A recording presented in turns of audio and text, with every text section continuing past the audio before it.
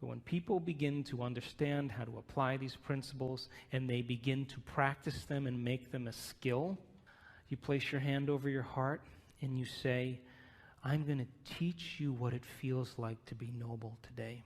I'm going to train you to know what abundance is. And you begin to marry a clear intention with an elevated emotion. Get ready, because something unusual is going to happen in your life. That's the law. That scientists said that 50% of what you say about your past is not true. Because you're not the same person. You make up stuff. And so then, if feelings and emotions are the end product of past experiences, now stay with me. Did Greg say we need to think differently? Yes? So how many people in this audience believe that the way you think has something to do with your life? You do, yes? Okay, so feelings and emotions are the end product of past experiences, yes? You can remember experiences better because you can remember how they feel, yes? So then, if you can't think greater than how you feel, or feelings have become the means of thinking, are you thinking in the future or are you thinking in the past? And as long as you're thinking in the past, what are you creating more of? Quantum model of reality still applies. And so, if you're feeling the same way every single day, then according to our biological model, it means nothing new is happening in your life. Is that right? So with every new experience, there should be a pretty good emotion, right?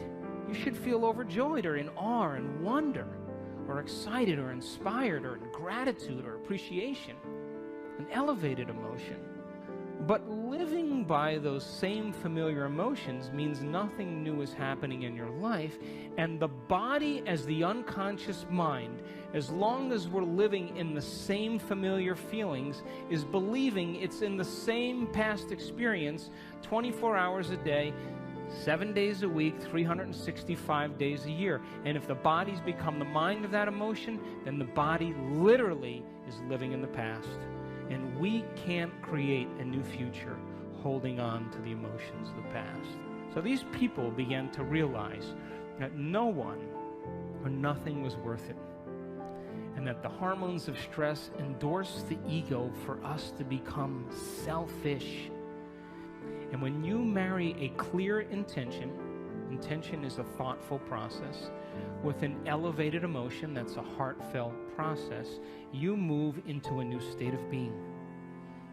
And as they began to remind themselves every single day of who they no longer wanted to be, and they reminded themselves every day of who they did want to be, they began to cause their brain to fire in new sequences and new patterns and new combinations. And whenever you make your brain work differently, you're changing your mind. Because according to neuroscience, mind is the brain in action. Mind is the brain at work. So they reminded themselves every day of who they wanted to be, and they began to fire and wire new circuits in their brain that became the very platform or the foundation of who they would become. But here's the point. They said, I'm not getting up from this meditation until I feel like that person. Now, the privilege of being a human being is that we can make thought more real than anything else. And when the thought in their mind became the experience, their heart began to open, and their body as the unconscious mind began to believe it was in that new future in the present moment, and they were literally signaling new genes in new ways ahead of the environment. And as they began to fall in love with themselves and gave thanks before it was made manifest, the emotional signature of gratitude means the event has already happened. And so now they were giving their body a taste or a sampling of the future in the present moment. And every day they did it over and over again. And they were unmemorizing emotions that kept them connected to the old self. And they were reconditioning the body to a new mind and to a new emotion. And that heart of theirs began to open. And they went from selfish to selfless. And they moved from a state of survival to a state of creation. And when they were no longer thinking and feeling in the same way, They moved into the fourth quality. They had long moments where they lost track of time and space. What they were doing in their inner world became so real to them that when they opened their eyes, they thought it would be 20 minutes later, and it was an hour and 20 minutes later. And when they did that, that magnificent forebrain, the crowning achievement of the human being, frontal lobe, the creative center, it has connections to all other parts of your brain. And when you're asking open-ended questions like, what would it be like? How would it have to be? The frontal lobe, like a great symphony leader, looks out of the landscape of the entire brain and begins to select different networks of neurons and seamlessly pieces them together to create a new mind. And the moment the brain begins to fire in tandem, the frontal lobe creates a picture. And that picture is called an intention. And when you can make that picture more real than anything else, and you begin to feel inspired by it, your body's no longer living in the past. Now it's living in the future. And every day, as they no longer fired and wired the same circuits in their brain and emotionally signaled the same genes in the same way, they were moving into stasis. And then they began to reverse the process. And a new state of being is a new personality. And when we did our event in July, we started seeing people having enormous amounts of energy that were stored in their body travel up through their heart and into their brain. And we captured people with a full-on Kundalini experience, full-on ecstasy in their brain. And they were common people just like you. And boy, I tell you what, after that experience, they could care less about their checking account. They could care less about their problems. And we saw one lady move into such a state of ecstasy. We were watching her on the camera, on the screen like this. And all of a sudden, we saw her brain get very organized. The front of the brain talking to the back of the brain, the back with the front, side to side. Strong level of coherence. And all of a sudden, she went into this high consciousness state called gamma brainwaves. And gamma brainwaves is super consciousness. And I looked at that screen, and I looked at the neuroscientist, and I looked at him again, and I said, I think she's in ecstasy. And we turned around, and she had tears running down her face. She was so connected to something greater. She didn't want the experience to end. I'm going to show you pictures of her brain. She wanted the moment to elongate. She felt so connected, and all of a sudden, when that posterior pituitary turned on and released all that oxytocin into her brain, guess what it did to the amygdala, where all the stress circuits are?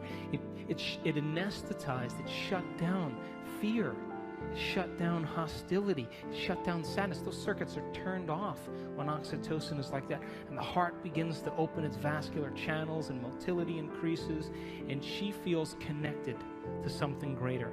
And she would never try to force the outcome in that moment. She's already connected to the outcome. She's trusting in the outcome. And we saw it with more than one person. So we've had people around the world heal themselves of all kinds of conditions. We've had people win the lottery. We've had people create new opportunities for themselves, because nobody is so special to be excluded from this phenomenon. And the phenomenon is that you are a creator. And the hardest part about all of this, hardest part, is simply making the time to do it. Making time for our precious selves. To decide then, well, geez, I want to be wealthy and abundant. Well, if I want to be wealthy and abundant, then I can't feel lack, because a wealthy person never feels lack. And if I feel lack, I'm going to attract lack. Gold only attracts gold. Lead doesn't attract gold. And so then when we see our life now as an initiation, and we have to meet the conditions in our life from a greater level of mind every day, then wouldn't it be a good idea every day to ask yourself a question like, what is the greatest expression of myself that I can be today? One lifetime today. Can I demonstrate love? Can I be patient? Can I be filled with energy and enthusiasm? Can I give? Who in history do I admire that I want to be like? and you begin to rehearse a new way of being and begin to install the neurological hardware in your brain so you have the circuits in place that when you open your eyes, you're somebody else, and you get that heart-centered emotion going.